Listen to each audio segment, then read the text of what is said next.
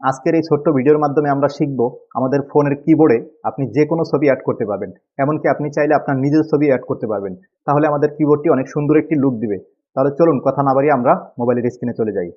তার জন্য আমরা মেসেঞ্জারে চলে যাব। এরপরে একটি নাম চুজ করব মেসেজ করার জন্য। তো আমাদের কিবোর্ড চলে আসছে, এখান থেকে আমরা সেটিংসে চলে যাব। এরপরে প্রথমে রয়েছে থিমস, এই থিমসে ক্লিক করব। উপরে রয়েছে অ্যাড ফটো, এখানে ক্লিক করে দিব। এরপরে আপনার গ্যালারিতে চলে যাবে। আপনার গ্যালারি থেকে যে কোনো একটি ফটো চুজ করে নেবেন। তো আমি একটি ফটো চুজ করে নিলাম। এরপর এটি আপনি চাইলে ছোট বড় করতে পারবেন। তো আমি একটু ছোট করে নিলাম। এরপরে নেক্সটে ক্লিক করে দিব। এরপরে ডানে ক্লিক করে দিব। এখন দেখতে পাচ্ছেন আমার কিবোর্ডে কত সুন্দর ছবিটি ভাসছে। এখান থেকে আপনারা মেসেজ করতে পারবেন।